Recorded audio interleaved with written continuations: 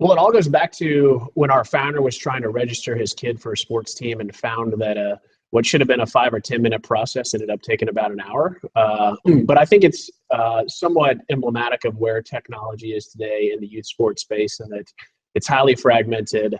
And I think there's a clear need for a step change improvement, and that's really what drove the founding of Blue Star and our actions to bring together a portfolio of world class technology assets that we can bring to bear to reduce that friction for parents, for athletes, for coaches, and for administrators.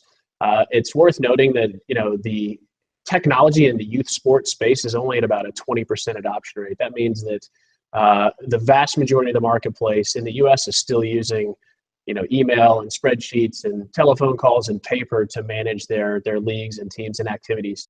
What does Blue Star look for when it's acquiring or looking to acquire or invest in a new company? Our M&A process is a very proactive process, which means we're actively tracking and reaching out to hundreds of companies to learn more about what they do, to explore potential fit with Blue Star. The way that we source targets is obviously we stay very plugged into the trade publications. We also source ideas from our own team. We've got close to 100 sales and account people that are out in the market every day. So they're hearing about competitors, they're hearing about new technologies, and we actively encourage, our global team of close to 500 to come up with ideas to basically filter them through to our M&A team, where we take them from there and run with them. We love the idea of being able to go to a customer that has to buy 3 different products or services from 3 different vendors and say, hey, we actually offer all that, and we create these unique points of integration that reduce friction for use, whether it be single sign-on or passing of player data between applications. Those are the kind of these magical touch points of integration that add disproportionate value for our user base. Being Blue Star Sports' brand new CEO, how have you been managing this rapidly expanding portfolio of companies? For me, heavy focus early on culture. When you go out and acquire 20 companies, you end up with 20 great cultures, and we've got some awesome building blocks in terms of kind of a founder-centric level of commitment, passion around sports, passion around technology.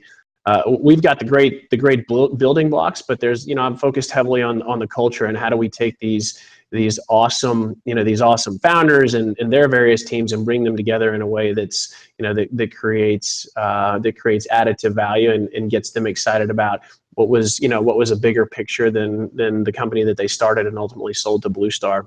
If you imagine a smaller startup, let's say they got 5 or 10 million in revenue, they might have a handful of salespeople. We say, hey, what do you think you can do if we could take your technology and put it in the hands of 80 salespeople around the world? They get pretty excited pretty quickly. We've got a big development and service center based here in Dallas, Texas, and I think just the idea of plugging into a scaled enterprise like Blue Star Sports is hugely important. In the earliest days, it was a bit of a race to acquire companies quickly, and there wasn't as much focus on the integration. I came to work for a technology company, and that's exactly what we've built here. And the great thing is we've started with a foundation of unbelievable market-leading assets. But it's my job is to bring those assets together in a way that allow us to function more like a platform that serves the sports industry as opposed to a collection of individual products. And that's exactly what we're doing here at Blue Star.